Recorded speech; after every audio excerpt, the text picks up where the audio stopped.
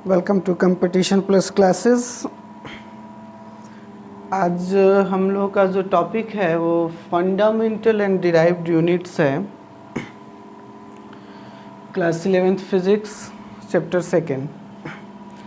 सबसे पहले units, measurement, physical quantities ये क्या होती है इसके बारे में हम लोग जानते हैं। जो क्वांटिटीज़ होती है, फिज़िकल क्वांटिटीज़, ऐसी क्वांटिटी जो भी आप आसपास में देखते हैं जिनका कि हम मेज़रमेंट कर सकें, वो क्वांटिटीज़ फिज़िकल क्वांटिटीज़ होती है। जैसे एक एग्ज़ाम्पल में ले लेते हैं।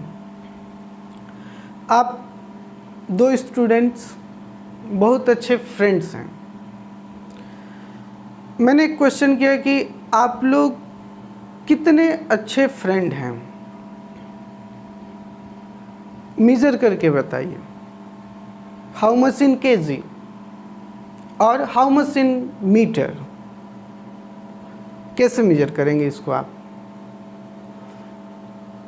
केजी में, मीटर में या फिर लीटर में? कोई इसका मेज़रमेंट नहीं है। लेकिन अगर मैं पूछूं कि इस मार्कर का लेंथ कितना है तो इसका मेज़रमेंट है। यानी कि ऐसा क्वांटिटीज जो आपके नेचर में है, वो फिनोमिना जो आपके सराउंडिंग से होके आता हो, जिसका कि मेज़रमेंट करना आपके लिए पॉसिबल हो, आप उसका मेज़र कर सकते हैं, वो फिज़िकल क्वांटिटीज़ होगी। अब किसी भी फिज़िकल क्वांटिटीज़ में दो चीज़ें बहुत ही इम्पोर्टेंट हैं। फर्स्ट, जैसे यहाँ पे मैंने लिखा, हम लोग एक शॉप पे जाते हैं और कहते हैं कि शुगर दे दीजिए, और हमने कहा कि 3 शुगर। क्या ये सेंटेंस अपने आप में कंप्लीट है? नहीं है। हमने कहा कि केजी शुगर दे दीजिए, ये भी अपने आप में कंप्लीट नहीं है। लेकिन जब हम इस दोनों क्वांटिटीज़ को एक साथ मिला देते हैं, यानी कि एक न्यूमेरिक वैल्यू और सेकंड उसका मेज़रमेंट, ये क्वांटिटीज़ अब कंप्लीट हो गई। ये फिज़िकल क्वांटिटीज़ जो है आपका 3 केजी अब कंप्लीट हो गया। यानी कि कोई भी क्वांटिटीज़ आपका कंप्लीट तब होगा जब उसमें एक न्यूमेरिक वैल्यू हो और उसके साथ साथ उस क्वांटिटीज़ का मेज़रमेंट हो। इस मेज़रमेंट को फिक्स किया गया। अगर अदर कंट्री में हम इस मास को 3 केजी कहते हैं और किसी और कंट्री में कोई और मास है उसको 3 केजी कहा जाए, तो यहाँ पे एक प्रॉब्लम क्रिएट होता है। इसके लिए हम लोगों ने क्या किया कि केजी को, मीटर को, सेकेंड, टाइम को, सब कुछ को एक फिक्स क्राइटेरिया के अंदर डाल दिया गया। जैसे टाइम का मेज़रमेंट हम सेकंड में कर सकते हैं, आवर में कर सकते हैं, नैनो सेकंड में कर सकते हैं, पिको सेकंड में कर सकते हैं। बड़ा टाइम है डे में कर सकते हैं, वीक में कर सकते हैं, ईयर में कर सकते हैं, लाइट ईयर में कर सकते हैं। तो जितनी बड़ी क्वांटिटीज़ की रिक्वायरमेंट होगी हमें, वैसा हमने अपना यूनिट चूज़ किया और इसको फिक्स कर दिया गया और इसका एक सिस्टम बनाया गया। 3 सिस्टम हम लोगों ने यूनिट मेज़रमेंट के लिए बनाया, जिसमें कि आपका एक सिस्टम होता है FPS, दूसरा सिस्टम होता है CGS, तीसरा सिस्टम होता है MKS, that's also called SI system. FPS जो सिस्टम है, यहाँ पे हम लोग मास डिस्टेंस को फुट में, मास को पाउंड में और टाइम को सेकंड में लेकर के चलते हैं। CGS जो हमारा सिस्टम है, यहाँ पे हम लोग डिस्टेंस को सेंटीमीटर में, मास को ग्राम में और टाइम को सेकंड में लेके चलते हैं। MKS जो हमारा सिस्टम है, यहाँ पे हम लोग मास को केजी में, डिस्टेंस को मास को केजी में, डिस्टेंस को मीटर में और टाइम को सेकंड में लेके चलते हैं। अब बहुत सारी फिज़िकल क्वांटिटीज़ होंगी। इस रूम का टेम्परेचर कितना है आप बता सकते हैं, सेल्सियस में बता सकते हैं, फ़ारेनहाइट में बता सकते हैं, केल्विन में बता सकते हैं। तो बहुत सारी फिज़िकल क्वांटिटीज़ हैं। उसको फिक्स करने के लिए, इस बहुत सारी फिज़िकल क्वांटिटीज़ के दायरे को सीमित करने के लिए हमने कुछ फंडामेंटल क्वांटिटीज़ को लिया कि जो भी क्वांटिटीज़ बनेगा, इसी फंडामेंटल क्वांटिटीज़ को लेकर के हम लोग चलेंगे। इसी फंडामेंटल क्वांटिटीज़ से सारी क्वांटिटीज़ बनेंगी। एक छोटा सा नोटिस है आप लोगों के लिए कि लाइव लेक्चर क्लासेस जो हैं, जिसमें कि आप लोग PDF वगैरह ख़रीद रहे थे, एयरफोर्स नेवी के जो फिज़िक्स के बच्चे हैं रेगुलर क्लास वाले, सबसे अधिक वो लोग PDF वगैरह ले रहे थे। और बाकी जो एकेडमिक क्लास 11th-12th फिज़िक्स का था, उसमें भी अभी इस कोरोना वैश्विक महामारी जिससे हम लोग सारे लोग बहुत ही परेशान हैं, एकेडमिक ने एक डिसीज़न लिया है। और ये डिसीज़न आप लोगों के बहुत famous teacher Shri doctor Bhavtosh Pandey ji के डिसीज़न को देखते हुए लिया गया है। तो आपकी केमिकल क्लासेस का जो डिसीज़न आया, उसका हमने भी पालन किया। तो यहाँ पे जो भी क्लासेस आप लोगों के ऑनलाइन चल रहे हैं, चाहे वो मैथमेटिक्स के क्लासेज हो, जैसे कि 9th-10th का मैथ मैं ही आपको पढ़ा रहा हूँ लाइव में, और 11th-12th फिज़िक्स और एयरफोर्स नेवी का फिज़िक्स मेरा जो क्लास चल रहा है, इस क्लासेस के लिए आपको कोई भी चार्ज अब नहीं देने हैं। और यूट्यूब पे भी आप लोग बहुत दिन से कर रहे थे, तो यूट्यूब पे भी अब सारे वीडियोस आप लोगों को मिलेंगे। जो लाइव क्लासेस वीडियोस हैं, वो सारे वीडियोस अब आप लोगों को यूट्यूब पे मिलेंगे। सेकंड, जो भी नोट्स वगैरह आपको PDF में प्रोवाइड किया जा रहा था इंस्टीट्यूट के एप्लीकेशन से, वो अब आप लोग इंस्टीट्यूट के साइट पे जाइए। इंस्टीट्यूट का साइट है cpcbui.in।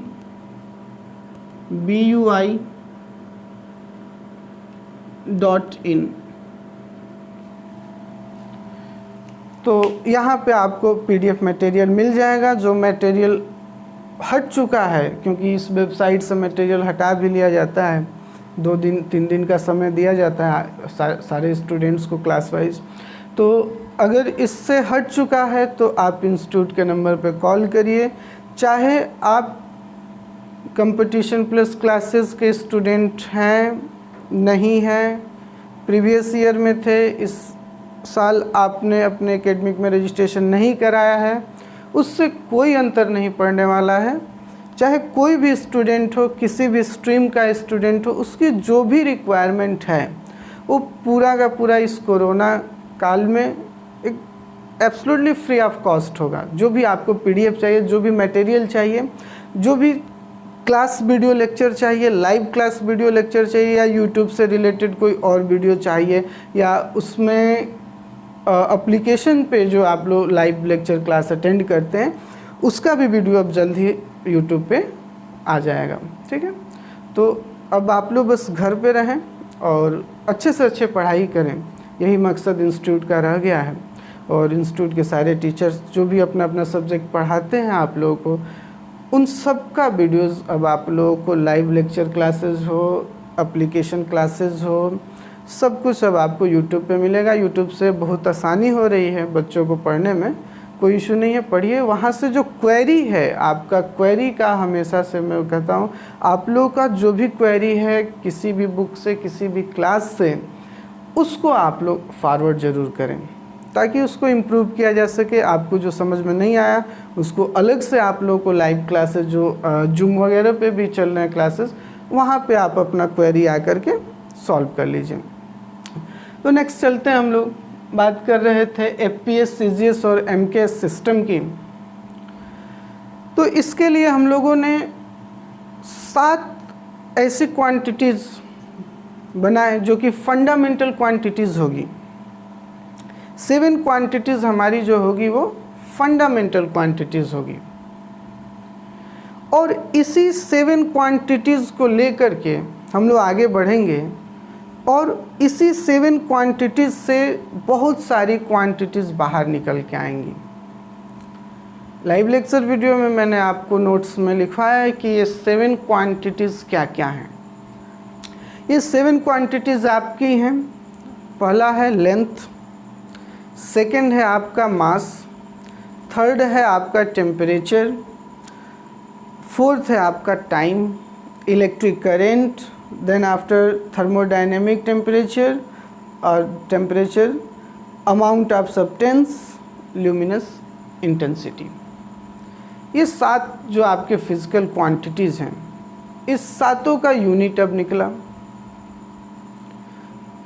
ल्यूमिनस क्वांटिटीज़ का जो यूनिट होगा वो कैंडिला होगा, जिसको हम लोग C D, small C small D से रिप्रेजेंट करेंगे। जो मास होगा उसका यूनिट केजी होगा। एमकेएस की बात कर रहे हैं हम लोग, एसआई सिस्टम की बात कर रहे हैं। जो इलेक्ट्रिक करंट है वो एम्पियर में होगा। अब इतना तो हम लोग वहाँ पे डिस्कस किए थे इन 7 क्वांटिटीज़ के बारे में। देन आफ्टर जब हम लोग आगे बढ़ते हैं तो अब डिराइव्ड यूनिट्स की बात करेंगे। ये डिराइव्ड यूनिट्स जो होते हैं, इन्हीं 7 क्वांटिटीज़ को लेकर के हम लोग चलेंगे, इन्हीं 7 क्वांटिटीज़ से बनाते हैं। जैसे स्पीड, स्पीड एक क्वांटिटीज़ है हमारी। क्या है स्पीड? डिस्टेंस अपॉन टाइम, ये स्पीड है। अब देखिए, स्पीड आपका डिराइव्ड यूनिट हो जाएगा और डिस्टेंस और टाइम आपका फंडामेंटल यूनिट्स है। ये जो क्वांटिटीज़ है आपका डिस्टेंस, इसका यूनिट मीटर और टाइम का सेकेंड। तो मीटर और सेकेंड आपका फंडामेंटल हो गया यूनिट, और स्पीड का जो यूनिट बना यहाँ से मीटर पर सेकेंड, ये आपका डिराइव यूनिट हो गया। ओके, ये डिराइव यूनिट, ये आपका फंडामेंटल। तो जितने फंडामेंटल क्वांटिटीज हैं आपके, ये 1 to 7, बस इसी फंडामेंटल क्वांटिटीज़ को, फंडामेंटल यूनिट्स को लेकर के हम लोग नेक्स्ट फंडामेंटल क्वांटिटीज़ और फंडामेंटल यूनिट्स को बनाते हैं। इसके बाद इस चैप्टर के आगे फ्लो में हम लोग गए तो सबका डिफिनीशन हमने लिखा और बहुत सारे आपको डिराइव यूनिट्स वगैरह भी बताए गए। देन आफ्टर एरर एनालिसिस में हम लोग आए, और अभी जो आप लोगों का क्वेरीज था वो था डायमेंशन के बारे में क्वेरी आ रही थी। तो डायमेंशन के बारे में आज थोड़ा सा हम लोग डिस्कस करने वाले हैं इसी चैप्टर में। फंडामेंटल एंड डिराइव यूनिट्स में हम लोग डायमेंशन के बारे में भी डिस्कस करने वाले हैं। डायमेंशन में जो आपका डिस्टेंस होगा, डिस्टेंस का यूनिट होगा मीटर। एक आपकी क्वांटिटीज़ मास, जिसका यूनिट है केजी। एक आपका क्वांटिटीज़ है टाइम, जिसका यूनिट है सेकेंड। इसको लेकर के हम लोग चलेंगे।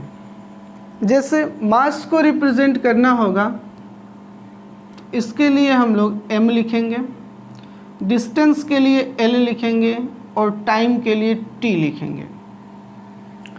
डायमेंशन बनाने की ज़रूरत क्यों पड़ी फिजिकल क्वांटिटीज़ के लिए?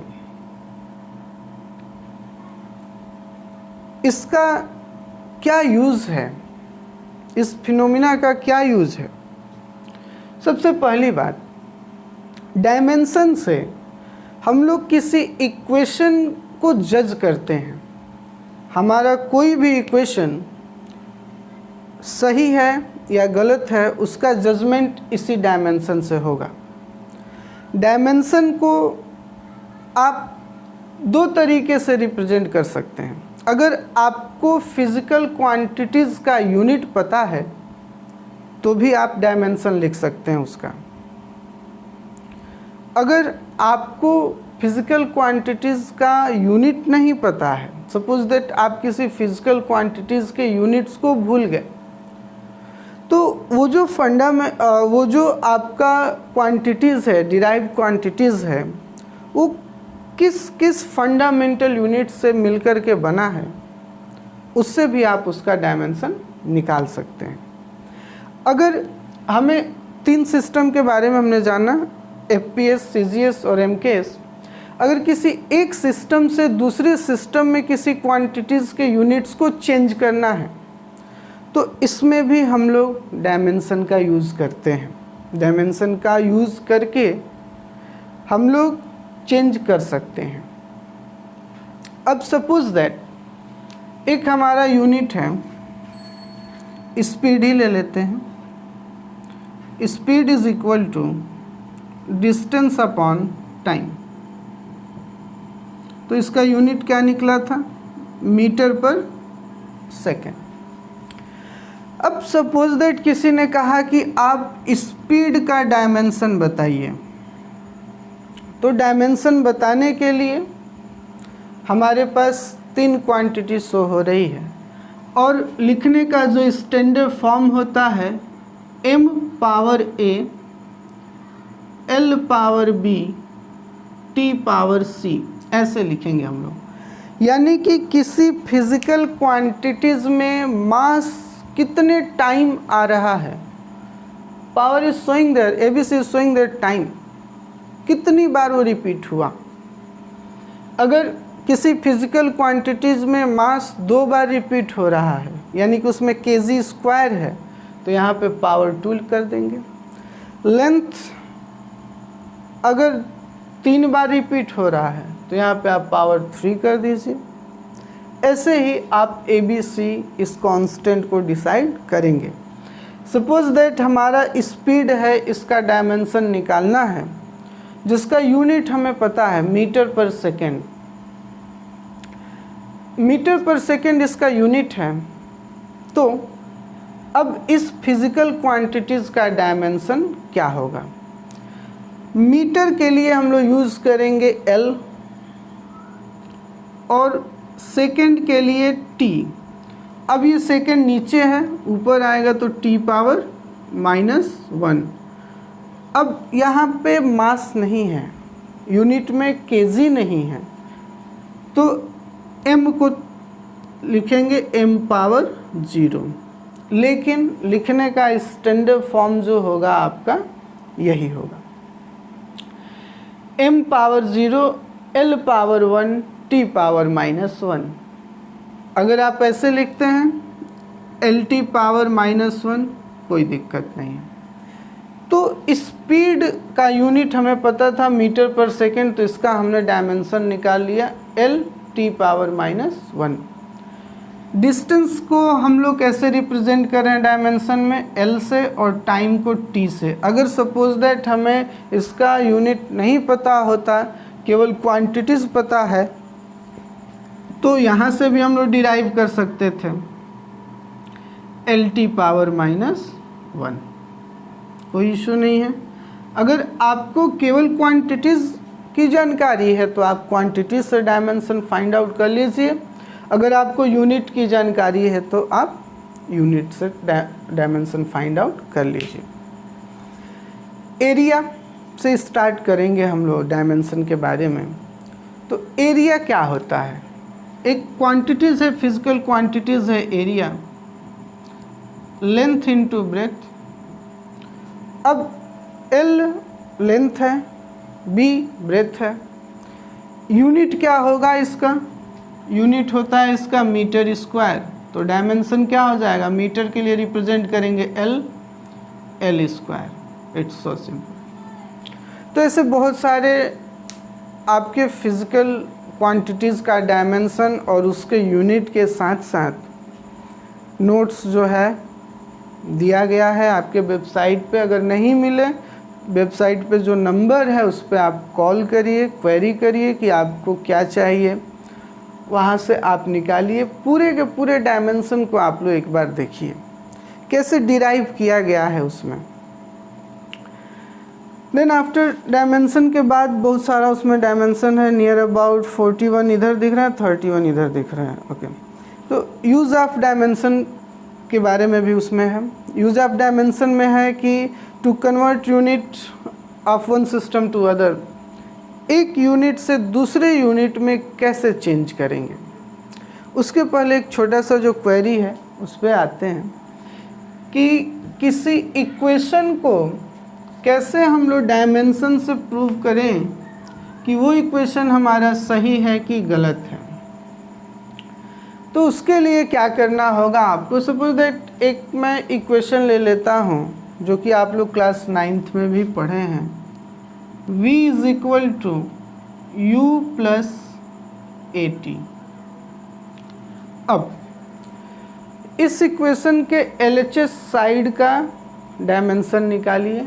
v क्या है? स्पीड है। स्पीड का डायमेंशन, वेलोसिटी या स्पीड डायमेंशन हमने क्या निकाला? LT power -1। u क्या है? ये भी हमारा वेलोसिटी है, इनिशियल है, ये v फाइनल है। इसका डायमेंशन हो जाएगा LT power -1। a stand for acceleration. अब एक्सेलरेशन का देख लीजिए आप लोग। a is equal to v minus u by T. ये 9th में आपने देखा। Change of velocity upon time. Change of velocity L T power -1। ठीक है, चेंज ऑफ वेलोसिटी वेलोसिटी ही होगा, एंड टाइम का t। ये ऊपर जाएगा तो क्या होगा? LT power -2। तो इसका डायमेंशन कितना हो गया? LT power -2। एक्सेलरेशन का डायमेंशन हुआ LT पावर -2। आगे आपका टाइम है। टर्म को केवल देखते चलिए, 3 टर्म है इसमें, U AT V। Total number of term कितने हैं? 3। इनटू टाइम का जो आपका डायमेंशन होगा वो होगा T पावर 1। मास कहीं नहीं था, हमने रिप्रेजेंट नहीं किया है। अब इसको सॉल्व करिए। LT power -1 is equal to LT power -1 plus T power -2 T power 1। Calculate करेंगे LT पावर -1 हो जाएगा। पावर को हमने सब्ट्रैक्ट कर दिया। ये देखिए यहाँ पे 3 टर्म थे, तीनों का जो डायमेंशन आया वो LT पावर -1 आया। यहाँ से चेक होता है कि आपका जो फिजिकल इक्वेशन है क्वांटिटीज़ का, मोशन का जो ये इक्वेशन है v is equal to u plus AT, ये इक्वेशन आपका बिल्कुल राइट है, ये फार्मूला सही है। तो किसी फिजिकल क्वांटिटीज़ से बने इक्वेशन जो होंगे उस इक्वेशन को भी हम लोग चेक करेंगे डायमेंशन एनालिसिस से। ओके, और इस पे कुछ क्वेश्चन भी है हमारे सामने, उसको भी हमें चेक करना है। और डायमेंशन कैसे निकालना है, जैसे कि एक क्वेश्चन आया हमारे सामने, the Newton's law of gravitation is F is equal to G m1 m2 by R square, where F is the magnitude of force of attraction between two masses m1 and m2 at a distance r apart. Derive the unit of the gravitational constant g in term of the fundamental SI units. Okay, कोई दिक्कत नहीं है। ऐसे question आया, F is equal to G m1 m2 by R square, ये हमारा law of gravitation. इसको कहा जा रहा है कि यहाँ से आप कैपिटल जी का एसआई यूनिट पता करिए। एसआई यूनिट आपको कैसे फाइंड करना है, तो डायमेंशन एनालिसिस से फाइंड करना है। अब इसमें हम लोग क्या करेंगे, सबसे पहले तो थोड़ा सा इस फोर्स के बारे में जानते हैं। ये भी एक फिज़िकल क्वांटिटीज़ ही है जो कि डिराइव यूनिट है। तो डिराइव यूनिट में यहाँ पे देखिए, मास ये आपका फंडामेंटल यूनिट है, आर डिस्टेंस ये आपका फंडामेंटल यूनिट है, कैपिटल जी आपका एक कांस्टेंट है। तो इस फंडामेंटल यूनिट को मिला करके हम लोगों ने एक यूनिट नया बना लिया जो कि हमारी डिराइव यूनिट होगी, फोर्स। ओके, नेक्स्ट, इस ग्रेविटेशनल फोर्स के बारे में मैंने डिस्कस किया था क्लास 12th के फिजिक्स के चैप्टर में, कि जो फर्स्ट चैप्टर था कूलम्ब्स लॉ, उसमें जो भी फोर्स है इलेक्ट्रिसिटी का, उससे ये फोर्स जो होता है वो कम होता है। ये जो फोर्स है ग्रेविटेशनल का, ये दो मास के बीच का फोर्स है। एक सपोज दैट एक मास है हमारा m1, दूसरा है हमारा m2, और ये दोनों एक दूसरे पे फोर्स अप्लाई कर रहे हैं। सबसे इम्पोर्टेंट बात, ये दोनों मास जो एक दूसरे पे फोर्स अप्लाई कर रहे हैं वो centre to centre force apply कर रहे हैं। ठीक है, हर एक ऑब्जेक्ट का एक मास ऑफ सेंटर होगा, जो कि हम लोग नेक्स्ट तीसरे चौथे चैप्टर में जब चलेंगे तो पढ़ेंगे। ये जो मास है m1 m2, ये जो फोर्स अप्लाई कर रहा है, ऐसा नहीं है कि इसका ये आउटर पोर्शन इसके आउटर पोर्शन पे फोर्स अप्लाई करें, नहीं। ये जो फोर्स अप्लाई होता है वो सेंटर टू सेंटर होता है। दो ऑब्जेक्ट, दो बड़े बड़े मास होने चाहिए। छोटे मास पे ये काम तो हो रहा है लेकिन आपको शो नहीं होगा क्योंकि फोर्स बहुत कम है। फोर्स नॉर्मल है तो आप जज नहीं कर पाएंगे उसको। सपोज दैट ये मैं कैप ओपन कर रहा हूँ, आप यकीन मानिए मैंने यहाँ पे फोर्स अप्लाई किया हुआ है लेकिन ये कैप ओपन नहीं हुआ, एक्टिविटी नहीं शो हो रही है आपको कुछ रिजल्ट यहाँ पे नहीं दिखाई दे रहा है। आप समझ रहे हैं कि फोर्स अप्लाई नहीं हो रहा है। जब आपको एक्टिविटी शो हो गई, जब आपने रिजल्ट देख लिया कि कैप इज़ ओपन, अब आपने समझा कि वर्क डन। नहीं, यहाँ भी फोर्स अप्लाई है, यहाँ भी फोर्स अप्लाई है। ये फोर्स ज़्यादा है, आपको दिख रहा है, ये फोर्स कम है, आपको नहीं दिखा। ओके, तो हर एक मास एक दूसरे के ऊपर फोर्स अप्लाई करते हैं और ये फोर्स जो अप्लाई करते हैं वो सेंटर टू सेंटर करते हैं। बार बार इस बात को कहा जा रहा है, आगे चल के यूज़ होगा एयरफोर्स नेवी के क्लासेस में। अब सपोज दैट इसका मास है m1, इसका मास है m2 और distance between there masses r2। Centre का जो डिस्टेंस है, सेंटर टू सेंटर डिस्टेंस क्या है, r2। आउटर डिस्टेंस नहीं, इनर डिस्टेंस नहीं। ऐसा नहीं कि यहाँ से इस पॉइंट का डिस्टेंस इस पॉइंट से, ऐसा नहीं। सेंटर टू सेंटर दोनों ऑब्जेक्ट का जो डिस्टेंस है वो क्या है, R2 है। अब आपको एक यहीं पे रूल दिया गया, F is directly proportion to M1 into M2 product of mass and inversely proportion to distance between their, square of distance between their. जो डिस्टेंस है R उसके स्क्वायर का रेसिप्रोकल होगा। अब इसको हमने एक साथ मर्ज कर दिया। फिजिक्स में जब भी मर्ज करेंगे आपको यहाँ पे कांस्टेंट देना होगा। कांस्टेंट आता है capital G M1 M2 by R square. इसी कैपिटल G के बारे में कहा जा रहा है कि इसका यूनिट फाइंड करिए। ये यूनिट आप किस बेसिस पे फाइंड कर रहे हैं? ये यूनिट आपको डायमेंशन एनालिसिस के बेसिस पे फाइंड करना है। अब यहाँ से G का वैल्यू आप लोग फाइंड आउट करिए।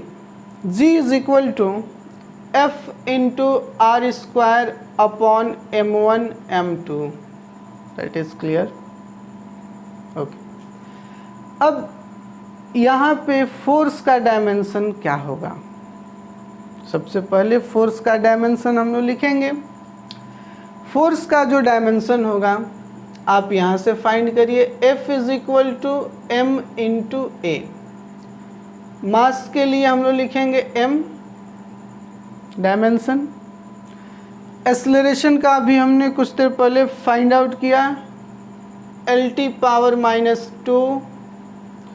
तो फोर्स का जो डायमेंशन होगा वो क्या होगा? MLT power -2।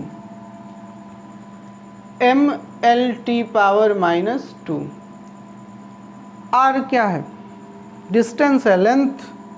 लेंथ का डायमेंशन L स्क्वायर और यहाँ पे दो मास M into M kg square यानी कि M स्क्वायर। अब इसको सॉल्व करते हैं। M ऊपर जाएगा, ये पावर माइनस हो जाएगा, यहाँ पे एक पावर आपका पहले से प्लस का पड़ा हुआ है, तो ये हो जाएगा M power -1 L cube T power -2। ये आपका टोटल डायमेंशन निकला कैपिटल G का। M power -1 L cube T power 2। अब इसका यूनिट लिख लीजिए आप। SI यूनिट क्या हो जाएगा? Hence SI unit is equal to kg power -1 metre cube second square, second power -2। Okay, इसको ऐसे भी आप राइट डाउन कर सकते हैं, M पावर 3 पर kg into second square, M cube metre cube पर kg into second square. Okay, तो नेक्स्ट क्वेश्चन पे आते हैं। जो क्वेरी है हमारा, find out the units and dimension of constant A and B in the van. ओके, वैन डर वाल्स इक्वेशन यहाँ पे दिया हुआ है, बहुत इंपॉर्टेंट ये क्वेश्चन है। चलिए, अंकित जी ने पूछा। हाँ, ये काम आप लोग अच्छा करें। मैंने एक दिन लाइव लेक्चर वीडियो में आपको बताया था कि जो भी क्वेरी है आप अपना क्वेरी, अपना नाम ज़रूर लिखें, जिससे मुझे भी स्पष्ट हो जाए कि आप लोग घर पे पढ़ रहे हैं तो कैसे पढ़ें। क्योंकि ऑनलाइन क्लासेस में सबसे बड़ी समस्या छोटे बच्चों को लेकर के आ रही है, जो 9 to 12 बच्चे हैं। जो देखिए, जो कम्पिटिटिव बच्चे हैं, एयरफोर्स नेवी के जो क्लासेस चल रहे हैं हमारे फिज़िक्स के, वो बहुत ही अच्छा चल रहा है। उसमें बच्चों की क्वेरी बहुत सारी आ रही है, जिससे लग रहा है कि आप घर पे पढ़ रहे हैं। ठीक है, नहीं भी पढ़ें तब भी क्वेरी कीजिए। क्वेश्चन पूछना आपका अधिकार है, पूछते रहिए। तो यहाँ पे क्वेश्चन है Ankit ji, P plus A/V square